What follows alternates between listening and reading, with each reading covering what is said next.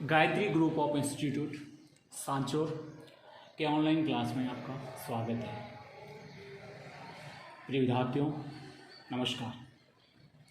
BA द्वितीय वर्ष राजनीति विज्ञान विषय के अंतर्गत हमारे पेपर प्रतिनिधि राजनीतिक विचार में हम प्लेटो का अध्ययन कर रहे हैं। आज हम महत्वपूर्ण संकल्पना या अवधारणा जिसका नाम है प्लेटो का आदर्श राज्य है। प्लेटो द्वारा प्रतिपादित आदर्श राज्य का अध्ययन करने जा रहे हैं कि प्लेटो के द्वारा अपना जो आदर्श राज्य में जो अवधारणा में अपने विचार प्रकट किए, किस प्रकार के आदर्श राज्य का एक स्वप्न देख रहे थे कि किस प्रकार एक अच्छा राज्य स्थापित हो सके ताकि उस राज्य में जनता का एक सर्वांगीण विकास किस प्रकार हो सके और एक अच्छे आदर्श राज्य का स्वरूप किस प्रकार हो, उसका आज हम अध्ययन करने जा रहे हैं। तो देखिए, प्लेटो महोदय कहते हैं कि व्यक्ति और राज्य, क्योंकि व्यक्तियों से ही राज्य का निर्माण होता है। सिंपल सी बात है कि अगर भूभाग है लेकिन जनसंख्या नहीं है तो क्या राज्य थोड़ी होगा? राज्य कभी नहीं हो सकता। व्यक्ति ही मिलकर किसी राज्य का गठन करते हैं। ठीक है, तो कहते हैं कि व्यक्ति और राज्य में जीवाणु और जीव का संबंध होता है। प्लेटो की मान्यता है या प्लेटो का विश्वास है कि जो जीवाणु और जीव का संबंध होता है कि विभिन्न प्रकार के जीवाणु से एक जीव का स्वरूप बनता है, उसी प्रकार से विभिन्न व्यक्तियों से ही राज्य का स्वरूप निर्माण होता है। उनका विश्वास था कि जो गुण व्यक्ति में पाया जाता है वही विशाल रूप से राज्य में पाए जाते हैं। बिल्कुल स्पष्ट बात है। आप भी देखें, आप पूरा विश्व इतिहास में देखेंगे, आप यहाँ पूरा ऐतिहासिक स्वरूप में कहीं भी देखेंगे कि जिस प्रकार के व्यक्ति होंगे उसी प्रकार का राज्य होगा। व्यक्तियों की विशेषता के आधार पर ही राज्य की विशेषताएं झलकती हैं, क्योंकि व्यक्तियों से मिलकर ही राज्य का निर्माण होता है। व्यक्तियों से परे राज्य नहीं होता। इसलिए यह स्पष्ट समझना हमें जरूरी है कि जिस प्रकार के व्यक्ति होंगे उसी प्रकार का राज्य का स्वरूप होता है, अर्थात उसका जो विशाल स्वरूप होता है वही राज्य के स्वरूप में हमें दिखाई देता है। या फिर ये कह सकते हैं कि राज्य मूलतः मनुष्य की आत्मा का बाह्य स्वरूप है। सभी मनुष्य आत्मा का बाह्य स्वरूप क्या है? राज्य है। अर्थात आत्मा अपने पूर्ण रूप में जब बाहर प्रकट होती है तो वो किसके स्वरूप में प्रकट होती है? राज्य के स्वरूप में होती है। मनुष्य आत्मा का एक स्वरूप बताया उन्होंने कि जो बाह्य स्वरूप है वो क्या है? राज्य है। अर्थात आत्मा का जो पूर्ण रूप से बाहर प्रकट होती है वह क्या है? राज्य का स्वरूप धारण कर लेती है। राज्य व्यक्ति की विशेषताओं का विराट रूप है। व्यक्तियों की चेतना और गुण ही राज्य की चेतना का निर्माण करते हैं। राज्य और व्यक्ति पर्याय हैं, एक दूसरे के सिमिलर हैं, जुड़े हुए, अभिन्न हैं, और राज्य व्यक्ति का ही विराट रूप में अभिव्यक्त है। अब आप समझिए कि किस प्रकार से व्यक्ति और राज्य के मध्य संबंधों को प्रगाढ़ किया है। व्यक्तियों से मिलकर ही राज्य का निर्माण होता है। राज्य व्यक्ति के विराट रूप की अभिव्यक्ति ही है और कुछ ही नहीं है। इस प्रकार से उन्होंने राज्य के रूप में अपने विचार दिए। फिर कहते हैं कि जो मनुष्य है, हर एक व्यक्ति है, उसकी आत्मा के अंदर 3 तत्व होते हैं। मनुष्य की आत्मा में कितने तत्व होते हैं? 3। विवेक, साहस और तृष्णा। अब आप देखिए, प्लेटो ने अपनी जो भी विचार प्रतिपादित किए हैं उन सभी विचारधाराओं में, मतलब जो अपने अवधारणा दी है, सबका जो एक जो बेस घूमता है या उसकी जो मूल भाव समझता है वो विवेक, साहस और तृष्णा पर ही निर्भर है। क्या कहते हैं कि मनुष्य की आत्मा में 3 तत्व होते हैं, विवेक, साहस और तृष्णा। तृष्णा को संयम भी कह सकते हैं या क्षुधा भी कह सकते हैं। कई पुस्तकों में क्षुधा का उल्लेख है तो भी आपको कन्फ्यूज नहीं होना है, उसका अर्थ वही है, बस एक सिमिलर वर्ड है ताकि उनको अलग अलग उन्होंने लिखा है। अब पहला तत्व क्या है? विवेक। विवेक अर्थात बुद्धि, विवेक या बुद्धि भी कह सकते हैं। इसके उन्होंने 2 कार्य बताए कि मनुष्य ज्ञान प्राप्त करना चाहता है और उसके द्वारा अपने वातावरण को समझता है। मनुष्य क्या प्राप्त करना चाहता है? ज्ञान, ज़्यादा से ज़्यादा ज्ञान को अर्जित करना चाहता है और उस ज्ञान के द्वारा ही अपने आसपास के वातावरण को वो समझता है तथा ये भी बताते हैं कि कौन से कार्य करने चाहिए और कौन से नहीं करना चाहिए। अब ये कब पता चलेगा कि मुझे कौन से कार्य करने या नहीं करने? जब उसके अंदर विवेक जैसे गुण की विद्यमानता होगी। आई बात समझ में? इसलिए उन्होंने कहा है कि जिसके अंदर विवेक तत्व की प्रधानता होती है, बुद्धि है, तो उसको ये पता होता है कि मुझे ज्ञान प्राप्त करना है और ज्ञान के द्वारा ही मुझे आसपास के वातावरण को समझना है, साथ साथ मुझे ये निर्णय करना है कि मुझे कौन से कार्य करने हैं और कौन से नहीं करने चाहिए। जो दूसरा तत्व है वो उन्होंने साहस बताया। साहस अथवा उत्साह भी कह सकते हैं, करेज भी कह सकते हैं इंग्लिश में। ये शौर्य या शूरता का प्रतीक है, शौर्य या शूरता का प्रतीक है, और इसका कार्य मनुष्यों को युद्ध की प्रेरणा देना है। किसकी प्रेरणा देना है? युद्ध की प्रेरणा देना, क्योंकि ये शूरवीर होते हैं। इनका कार्य देश की रक्षा करने का होता है, देश की सीमाओं की रक्षा करनी होती है, इसलिए ये एक युद्ध की प्रेरणा देने का काम करते हैं। तथा ये गुण विवेक का एक स्वाभाविक साथी है, मतलब कह सकते हैं कि विवेक का एक सहायक है। कौन? साहस। ठीक है। तीसरा है संयम या क्षुधा, संयम या तृष्णा। देखिए इसमें क्या होता है, इसमें राग, द्वेष, प्रेम, वासना, अपने शरीर को सुखी और संतुष्ट करने की इच्छाएं उत्पन्न होती है, मतलब स्व केंद्रित होते हैं, ज्यादा से ज्यादा सुख की प्राप्ति में लगे रहते हैं। स्वमोह ज्यादा होता है इनमें, इन गुणों की जो प्रधानता ज्यादा होती है जिन व्यक्तियों में, उनमें स्वमोह की ज्यादा प्राप्ति होती है, इसलिए हमेशा ये अपनी इच्छाओं को संतुष्ट करने में लगे रहते हैं। प्लेटो कहते हैं कि ये तीनों ही गुण राज्य में पाए जाते हैं, विवेक, साहस और संयम। ये तीनों ही गुण किसमें पाए जाते हैं? राज्य में। क्योंकि प्लेटो क्या कहते हैं कि व्यक्तियों से ही राज्य निर्माण होता है, तो जो व्यक्तियों में इस प्रकार के तीन गुण हैं तो स्वाभाविक है कि ये गुण किसमें होंगे?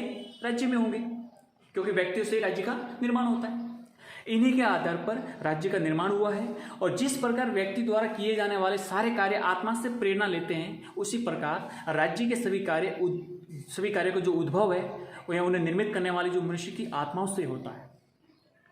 बात स्पष्ट है कि जिस प्रकार व्यक्तियों द्वारा किए जाने वाले सारे कार्य, जो भी कार्य करेंगे, अपनी आत्मा से प्रेरित होते हैं, उसी प्रकार राज्य के सभी कार्य का जो उद्भव है उन्हें निर्मित करने वाले मनुष्य की आत्माओं से होता, और कहीं से नहीं होता है। व्यक्ति घर पे कार्य करे या व्यक्ति घर से बाहर कार्य करे, सब वो कहाँ से प्रेरित होगा? आत्मा से प्रेरित होगा।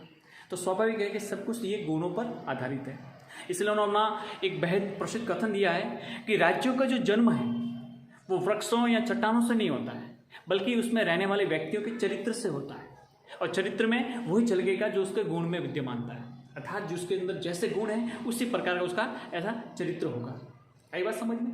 तो उपरोक्त तीनों गुणों के आधार पर सभी लोगों में एक समान, और अच्छा ये भी समझना है, ये जो तीन गुण होते हैं ये सब में एक समान नहीं होते कि सभी व्यक्ति में विवेक भी बराबर है, साहस भी बराबर है और तृष्णा या संयम भी बराबर है। नहीं, ऐसा नहीं होता है। इसलिए उन्होंने क्या किया, इन तीनों गुणों के आधार पर राज्य या समाज में तीन वर्ग बताए। किसने? प्लेटो ने। प्लेटो ने तीन गुणों के आधार पर तीन वर्ग बताए। एक वर्ग का नाम है दार्शनिक वर्ग, दूसरे का सैनिक वर्ग, तीसरे का है उत्पादक वर्ग। अब मैंने आपको एक एक गुण की जो क्या क्या विशेषताएं हैं वो आपको मैंने स्पष्ट तौर से बताया कि जिसके अंदर विवेक ज़्यादा होता है वो क्या कार्य करते हैं, साहस की प्रधानता है वो क्या कार्य करते हैं, तृष्णा या संयम की प्रधानता है वो क्या कार्य करते हैं। एक एक करके हमने उसको समझा था। सबसे पहले समझते हैं कि जो दार्शनिक तत्व है या दार्शनिक वर्ग है वो क्या है। देखिए इसका जो संबंध है वो आत्मा के विवेक या बुद्धि से है। मनुष्य की आत्मा में मतलब आत्मा से जुड़े विवेक या बुद्धि से। प्लेटो कहते हैं कि उत्साह विवेक की सहायता से अन्याय का विनाशक और न्याय का रक्षक होता है, और इनका यकीन है कि राज्य के रक्षकों में विवेक का गुण विद्यमान होना अनिवार्य है ताकि विभिन्न वर्गों की क्रियाओं को नियंत्रित कर सके। ठीक है, इस ये गुण में जिसकी प्रधानता होगी, अर्थात जिस व्यक्तियों समुदायों में विवेक गुण की प्रधानता होगी वही उस राज्य के संरक्षक होंगे, वही राज्य के संचालनकर्ता होंगे और वही शासन कार्यों को संभालने वाले होंगे। ये उन्होंने दार्शनिक तत्वों में बताया था। सैनिक वर्ग में वो बताते हैं कि आवश्यकताओं की वृद्धि के साथ साथ अधिक भूभाग की आवश्यकता भी होती है। देखो स्वाभाविक है कि जनसंख्या वृद्धि होगी, लेकिन जो क्षेत्रफल आपके राज्य का है वो तो सीमित है, तो जनसंख्या वृद्धि होगी तो रहने के लिए जमीन, उत्पादन के लिए जमीन, काफ़ी कुछ आवश्यकता पड़ेगी। तो ऐसे ही के लिए क्या करेंगे, तो ऐसी स्थिति में वे अपने पड़ोसी राज्यों की सीमा की ओर ताकने लगता है, और जिसका परिणाम क्या होता है, युद्ध होता है। और इस कार्य हेतु राज्य में उत्साह और साहस का तंत्र का जो उदय होता है वो जरूरी है। अब युद्ध होगा तो युद्ध में सैनिकों की आवश्यकता होगी, बिना सैनिकों के युद्ध नहीं होगा, और सैनिक मजबूत तो शौर्य और साहस से भरे होंगे तो विजय भी सुनिश्चित होगी। तो आप एक लंबे क्षेत्रफल पर या लंबे एक भूभाग पर आप अपना नियंत्रण कर सकते हो और अपने राज्य के नागरिकों के लिए ये सब सुविधा कर सकते हो। तो इसलिए सैनिक वर्ग कभी भी आपातकालीन समस्या में, संकटकालीन समस्या में अपने राज्य की रक्षा करनी है या फिर अपने राज्य के व्यक्तियों के लिए क्षेत्र का विस्तार करना है तो सैनिक वर्ग की अति आवश्यक है। लेकिन सैनिक वर्ग में वो ही शामिल हो सकेंगे जिसमें शूरता, शौर्य, साहस का गुण होगा। ठीक है, अगला उन्होंने बताया उत्पादक वर्ग। यानी देखिए, हम सबकी मनुष्य की कुछ आर्थिक आवश्यकता होती है और आर्थिक आवश्यकताओं को ही राज्य की उत्पत्ति का प्रमुख आधार माना है, क्योंकि इनकी पूर्ति के लिए व्यक्ति किसी न किसी प्रकार सहयोग करने के लिए बाध्य होता है और मानव की आर्थिक आवश्यकता ही राज्य को एकता के सूत्र में बांधती है। इसलिए अनेक व्यक्तियों के सहयोग की अपेक्षा होती है। इससे समाज में श्रम विभाजन और कार्यों का विशेषीकरण उत्पन्न होता है और विभिन्न आर्थिक संघों का निर्माण होता है। जैसे आप एग्जाम्पल के लिए कृषि है, वस्त्र है, घर है, उत्पादनों का जो विनिमय होता है, या समाज में जो बढ़ई, सुनार, लोहार, व्यापारी, वकील, जो अलग अलग वर्ग उत्पन्न होते हैं। ठीक है, इसे आर्थिक आवश्यकताओं के लिए ये सब जरूरी होता है। जब कार्य विभाजन तथा विशेषीकरण के प्रति रुचि रखते हुए लोग अपने कार्य को कुशलतापूर्वक संपादन कर या उत्पादन करते हैं, तब धीरे धीरे ऐसी स्थिति हो जाती है कि प्रत्येक व्यक्ति केवल एक ही कार्य में रुचि रखने लगते हैं और वह भी ऐसे कार्य जिसमें उसकी योग्यता अधिकतम हो। तो ये कार्य विशेषीकरण हो जाता है। मतलब एक व्यक्ति उस कार्य में पारंगत हो जाता है, उस कार्य को अच्छे ढंग से संपादित कर सकता है, उस वस्तु का अच्छे ढंग से निर्माण कर सकता है, तो ये कार्य विशेषीकरण हो गया। और जो व्यक्ति जो कार्य करता है उसको उस कार्य में करते रहना चाहिए। तो ये उन्होंने कार्य विशिष्टता का या अपने कार्य विभाजन का उन्होंने अपनी एक बात को स्पष्ट किया। तो इस प्रकार से गुणों के आधार पर उन्होंने विभाजन किया। तो ये हमने समझा कि इस प्रकार से प्लेटो ने गुणों के आधारित जो वर्ग हैं और उन वर्गों का किस प्रकार की जो व्यवस्था है उसका उन्होंने अपने उल्लेख किया है। प्लेटो कहते हैं कि मेरा जो आदर्श राज्य होगा उसमें इस प्रकार की व्यवस्था होगी ताकि अच्छे ढंग से सभी व्यक्ति अपने कर्तव्य का पालन करते हुए एक अच्छे आदर्श राज्य की ओर बढ़ सकते हैं और सभी व्यक्ति न्याय का पालन भी कर सकते हैं। तो इस आदर्श राज्य में हम क्या समझे? एक तो हमने ये समझा कि सभी मनुष्यों को अपने स्वकर्तव्य का पालन करना है, स्व कर्तव्यों का पालन करना है, किसी भी व्यक्ति के कार्यों में हस्तक्षेप नहीं करना है। दूसरा उन्होंने बताया कि जो राज्य है वो व्यक्ति का ही विराट रूप है, राज्य का निर्माण व्यक्तियों से हुआ है, तथा कार्य विशेषीकरण का उन्होंने सिद्धांत बताया कि जो व्यक्ति जो कार्य कर रहा है उसको वही कार्य करते रहना चाहिए ताकि उसमें और भी अच्छे ढंग से वो पारंगत हो सके। दूसरा, शिक्षा को भी उन्होंने स्पष्ट बताया था कि शिक्षा भी राज्य के द्वारा दी जाए और नागरिकों को 3 वर्गों में बांटा। कौन कौन से? दार्शनिक वर्ग, सैनिक वर्ग और उत्पादक वर्ग। ठीक है, स्त्री और पुरुष को उन्होंने समान अधिकारों की बातें करते हैं। और दूसरा उन्होंने बताया कि राज्य का जो हित है वो प्रधान और सर्वोपरि होता है। राज्य का जो हित है वो प्रधान और सर्वोपरि है, क्योंकि राज्य है तो हम हैं, इसलिए व्यक्ति केवल उसका अंग मात्र है। व्यक्ति राज्य का एक अंग है, यानी उसका एक हिस्सा है, उससे अलग नहीं है। व्यक्ति राज्य से जुड़ा हुआ है लेकिन व्यक्ति राज्य से ऊपर नहीं है, इस प्रकार से। ठीक है, और यूँ कह सकते हैं कि ये जो राज्य है पूरा सर्वाधिकारीवादी राज्य है। ये व्यक्ति के जीवन के सभी क्षेत्रों को अपने नियंत्रण में रखना चाहता है। इस प्रकार से हमने देखा कि प्लेटो एक ऐसा आदर्श राज्य स्थापित करना चाहता है जिसमें सभी व्यक्ति अपने गुणों पर आधारित विभिन्न वर्गों का जो विभाजन हुआ है उन वर्गों में रहते हुए अपने कार्य कर सकें। ठीक है, अब कुछ आलोचक हैं जो इस आदर्श राज्य को कोई दोष, उसमें कमियां ढूंढते हैं कि नहीं, इस प्रकार का तो ये तो केवल एक कल्पना है, एक स्वप्न लोकी है, ऐसा आज तक संभव नहीं हो सकता है, न ऐसा कभी किसी दुनिया के किसी हिस्से में ऐसा राज्य की स्थापना हुई है, तो ये तो केवल एक काल्पनिक संसार है। तो ऐसे कई लोग हैं, तो क्या क्या उसकी आलोचना हुई है, क्या क्या उसकी दोष हैं, वो देखते हैं। तो देखो, कई हमारे राजनीतिक विचारक चिंतक ये कहते हैं कि आदर्श राज्य केवल एक काल्पनिक संसार है, क्योंकि आज तक ऐतिहासिक दृष्टिकोण पर विचार करते हैं तो हमें दुनिया में ऐसा कहीं पर भी प्लेटो जैसा आदर्श राज्य नहीं दिखता है। हर शासन व्यवस्था में कुछ न कुछ कमियां होती हैं और जिस प्रकार से उन्होंने ये विभाजन किया है कि जो विवेक संपन्न, इस प्रकार से कोई किसी के साथ गुणों की विद्यमानता होना और ये लंबे समय तक यथावत रहना उस कह नहीं सकते, क्योंकि मनुष्य का स्वभाव परिवर्तनशील है, कभी भी उसमें बदलाव आ सकता है। तो ये जरूरी नहीं है कि आज जो मनुष्य है अनवरत रूप से हमेशा के लिए ऐसा ही रहेगा, ये कहना एक प्रकार से अतिशयोक्तिपूर्ण होता है।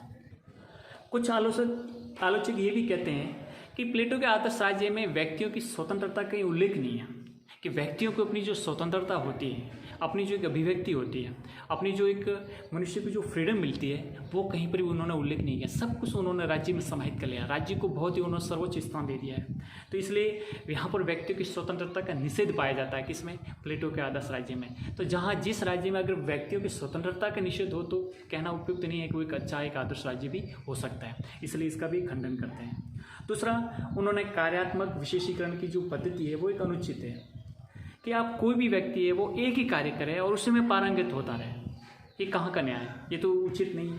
केवल एक ही पक्ष का विकसित हो जाता है इसे तो, क्योंकि समझे कि एक व्यक्ति के अंदर कई गुणों की विद्यमानता होती है, ठीक है। और कोई व्यक्ति एक जिंदगी भर एक काम नहीं कर सकता है, और एक ही काम करोगे तो उसका एक ही पक्ष विकसित होता है। तो मनुष्य तो क्या है? सर्वांगीण विकास के लिए मनुष्य एक ऐसा प्राणी है जो अपने जीवन का उच्चतम और सर्वांगीण विकास करना चाहता है।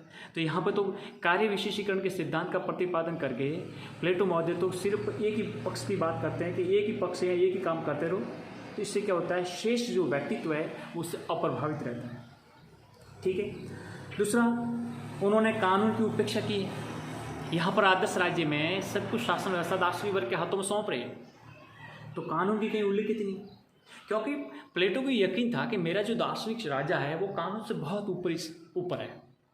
कानून उसके सामने कुछ ही नहीं, क्योंकि कानून का निर्माण व्यक्ति करते हैं। और मेरे द्वारा जो शिक्षा पद्धति, मेरे द्वारा जिस प्रकार का जो एक प्रशिक्षण दिया जाता है दार्शनिक शासक को, राजा को, तो कानून उसके कुछ भी महत्व नहीं रखता है, कानून से भी परे।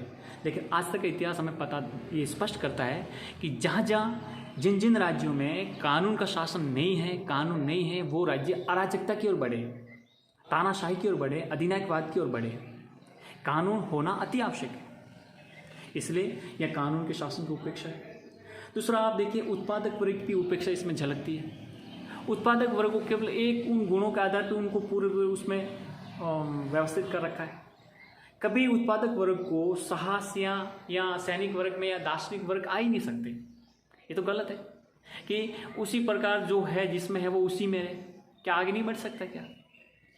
तो उसमें एक प्रकार से एक उपेक्षा झलकती है। और दूसरा, शासक वर्ग की निरंकुश सत्ता का उल्लेख करते हैं।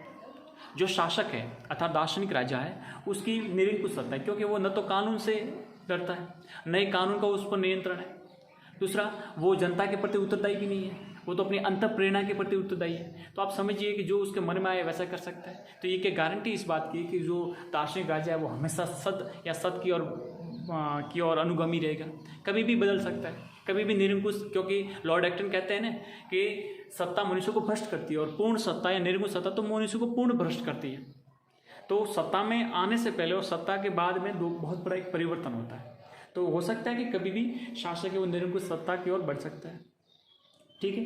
दूसरी, शासन के लिए जो आवश्यक तत्व होते हैं उनकी भी वो पूरी उपेक्षा करते हैं। देखिए, शासन केवल कुछ ही पर्टिकुलर तत्वों पर नहीं चलता है। शासन एक बहुआयामी तत्व है जिसमें कानून, सरकारी पदाधिकारियों की नियुक्ति, न्यायालयों का प्रबंध, दंड व्यवस्था, कईयों की व्यवस्था होती है, जिनका तो यहाँ पर उल्लेख ही नहीं मिलता है, जहाँ इनका उल्लेख ही नहीं मिलता है। तो कह सकते हैं कि जो महत्वपूर्ण तत्व है उनकी भी यहाँ पर उपेक्षा की गई है, ठीक है। और जो दास प्रथा है, क्योंकि तत्कालीन समय में यूनान में दास प्रथा वैध थी, तो दासों को तो कोई न तो किसी प्रकार की कोई स्वतंत्रता है, न अधिकार है किसी प्रकार। तो दास प्रथा के संबंध में प्लेटो महोदय बिल्कुल चुप रहते हैं। तो इस प्रकार से कह सकते हैं कि हमारे राजनीतिक चिंतकों ने इसकी अलग अलग आदर्श राज्य के आधार पर उन्होंने अपनी आलोचना की है, और ये बात बताई है कि इस प्रकार का ये कोई एक आदर्श राज्य हम नहीं कह सकते, ठीक है। इसलिए कह सकते हैं कि क्या प्लेटो का आदर्श राज्य काल्पनिक है, क्या वास्तविक की काल्पनिक है या सच्चा है? तो प्लेटो के बारे में कहा जाता है कि वे एक स्वप्न दृष्टा थे। उसने रिपब्लिक में ऐसे राज्य का वर्णन किया है जिसकी इस पृथ्वी पर सत्ता नहीं है, मतलब सपने देखने वाले थे, वो चाहते थे कि ऐसा राज्य हो, ठीक है। और रिपब्लिक में ऐसे राज्य को उन्होंने वर्णन किया है, लेकिन ऐसे राज्य का वर्णन किया है वो इस पृथ्वी पर भी उनकी सत्ता ही नहीं, उनका अस्तित्व ही नहीं रहा है। इसलिए इस प्रकार की बातें की जाती है। और दूसरा ये भी है कि ऐसा करने के पीछे कारण क्या था? तो कारण यह है कि प्लेटो ने अपने समय की राजनीतिक बुराइयां जो स्वयं देखी, अनुभव की और स्वयं भोगे, तथा वे इस स्थिति में सुधार के प्रति तीव्र इच्छा रखते थे, क्योंकि अपनी आंखों के सामने अपने गुरु सुकरात को जो प्राणदंड दे दिया था, और इस प्रकार का कपट, दमनपूर्ण, क्रूरपूर्ण जो शासन देखा और भोगा, तो उनके मन में एक तीव्र सुधार की इच्छा थी। इच्छा ये थी कि एक अच्छे शासन व्यवस्था की स्थापना हो सके। इसलिए उसकी व्यावहारिकता इसी में है कि अपनी साम्यवाद की योजना भी सभी राज्यवासियों पर लागू करने के बजाय शासक वर्ग और सैनिक वर्ग के शासन तक ही सीमित रखते थे। ठीक है, तो इस प्रकार से प्लेटो ने अपने महत्वपूर्ण जो एक आदर्श राज्य का जो सपना था, जो उन्होंने इस प्रकार के एक अच्छे राज्य की स्थापना हो सके, अपने ये विचार प्रकट किए।